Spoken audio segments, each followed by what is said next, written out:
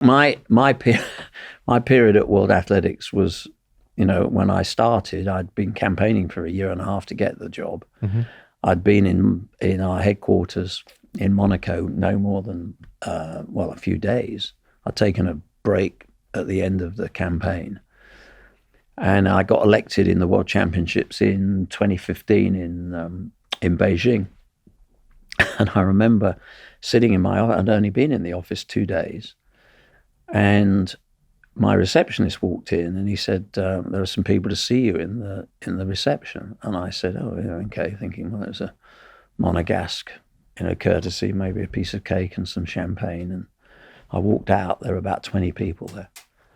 15 of them were French police, head of Monaco police, 2 Interpol, and a guy who introduced himself as Judge Renaud van Renbeck, mm-hmm. who said he was the chief prosecuting judge in France for cross-border corruption. Right. 5 hours later in a Monaco police station, I'm being told that my predecessor had been arrested that morning arriving in Paris. His son was on the run. The head of testing, anti-doping, was arrested. The legal counsel had been arrested. And I'd received a message a couple of days earlier, which I thought was a tad bizarre, from my CEO, who announced he was going backpacking in Australia. So it wasn't the opening paragraph of an obviously happy ending, but it did give me the opportunity to then take a flamethrower to the organisation. Yeah, I was going to say, what did you inherit? Because very little. Yeah, I mean, select committees. Yeah. Interview. I mean, it was a pretty torrid time. What is it, Seb, about these organisations that seem to draw corruption and bad practice and challenges when they're supposed to be representing sports? We've seen it with FIFA. We've seen it with UEFA. We've now seen this with DIAC and the challenges around the Russian doping and illicit payments. What is it about these organisations that are allowing or creating this opportunity? Look, you're right, and we do need to discuss this. But I guess if I were to make a case for the defence here, I would say, and I think you'd agree with me, the challenge sport has, of course, is that, look, you've got a business background. Mm-hmm. You're one of a few people that would probably wade through a 40-paragraph investigative piece about the management of a business or an institution in a Sunday newspaper. Mm-hmm. Most people don't, because they don't really understand the nuances and it's not within their framework of reference. If it has sport attached to it, they recognise the names, they recognise the sport, and they'll plough on into the article. Now, I'm not remotely condoning the lack of governances that most sports, until relatively recently, have not had. All this is going on. I mean, you're the vice president from 2007 onwards. And it's a good question. It's like me being a managing director. Yeah. And my finance director is not aware of some of the issues financially that are going on. That would be almost like, well, hang on, you're the finance Simon, director. You're putting that in a business context, and you would have every justification for asking that. But remember, in sport, we didn't have those structures. You have an executive, you're a vice president. You probably meet 4 times a year. Right. So, and then you've got the challenge of questions that you may or may not be asking as an ordinary board member. If you get a yes or a no, there's no framework by which you can say, well, how do I know that's the case? Mm-hmm. So in simple terms, in what was the IAAF, you had too much power residing in the hands of too few people, and no way of being able to cross-index the veracity of the answers that you were given. So when I took the role, there were 3 questions I asked myself. The first was, how do we make decisions that are clear and transparent, so that and have accountability, that have the chair of the athletics club in Croydon knows that when my council makes a decision, why we've made it, the way the decision is relayed, you've got to cut the undergrowth out and let them be able to see why you've made that judgment. The second question, and it's a tougher one, and sport is going to have to ask it, and we did, is who the hell do you want in your sport? What are their motivations? Yeah. What is the integrity here? And then you have to ask yourself a third question, which you can't really answer until you've dealt with the first two, which is, well, how do you then grow the sport? How does it remain salient, interesting, relevant in the lifestyles of young people? Mm-hmm. And that's not a competition with other sports. That's a competition with the entertainment world, all the other demands that, young people have. And that's a good thing. So we rewrote the Constitution. We created something called the Athletic Integrity Unit. I've seen that, yeah. And that made entirely independent and anonymous testing. Mm-hmm. So never again would we have a federation that was able to put political pressure on a group of people at the headquarters to either slow down a process.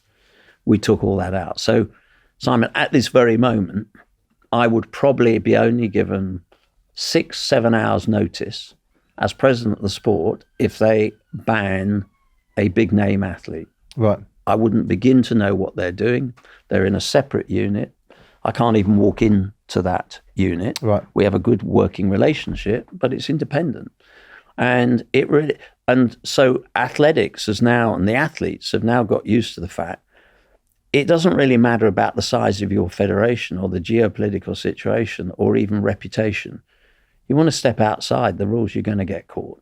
Yeah. And you're going to get treated, if you're American or British, you're going to get treated in exactly the way the athlete from Cook Islands is going to get treated. How worried are you about doping in your sport? I mean, I saw the statistics of 2,779 tests and 304, I think I'm right, and perhaps correct me if I'm wrong, with 349 athletes having adverse findings, which in the plainest speak to me says 12% of tests are coming up with adverse findings. We're seeing it. I see it in other sports. I see the ridiculous approach in this country, say to the boxing industry with the UCAD, not having the resources to test properly, yet being the governing body. You seem to have tackled that head on as one of your sort of cornerstones of your manifesto and ideals about where your sport should be going. Does it worry you? Do you feel that, I mean, I talk to boxing boxers and the British Boxing Board of Control, and they believe that doping is rife in their sports. Yeah. What do you feel about your sports?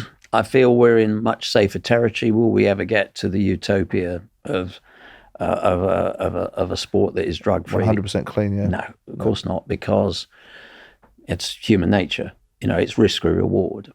And look, again, you need to choose your words carefully here, but if you're a street kid in some countries, the risk-reward is huge. And if you get caught and you're returned to the street, sadly, that's probably not as big. Nothing ventured, nothing gained. Yeah. So, you've got the challenges, because when you're putting education programs together, in a sport that is true, there are only two truly global sports. I'm probably going to get shot down for saying this. It's football and track and field. Our world championships is, we have 211, was 213, 211 countries now. But football and track and field, they are the two true global sports. They're done everywhere. Yeah, fair enough. And it's the universal language.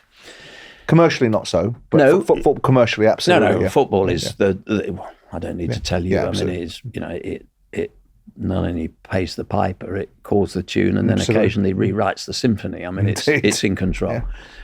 But I think we're in much better territory. We now have the systems in place, and look, I would rather not have to spend $8 million a year on an integrity unit doing this, but I also it is know what it is. It is. I would rather have the short-term embarrassment of a test that is a positive test, and even maybe a high-profile test, than I'd have the genteel decline into the morality of the knackers yard, where it's you lose control. And what I don't want, for me, I didn't want my sport to end up like WWF or whatever it's called, where everybody knows it's fake, and worse than that, nobody cares. While people are saying they have a problem with it, I know we're still on the right side of that moral boundary. What do you make of this fellow de Souza suggesting the enhanced games, making a case for it. I mean, I've had him on talking on a show, and I wanted to shoot him down in flames. And you find yourself listening to him, and you find yourself going, well, I abhor the idea, but there's something about it that kind of makes some perverse, horrific sense.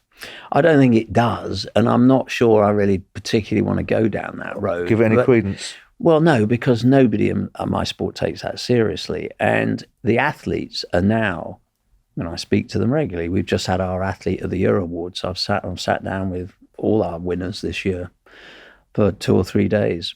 And first of all, they have a great deal more confidence in the system. Secondly, they want to be in an environment. And for me, weeding out the cheats isn't just because I feel good that we've caught a cheat. For me, it's actually about protecting the clean athletes. Mm-hmm.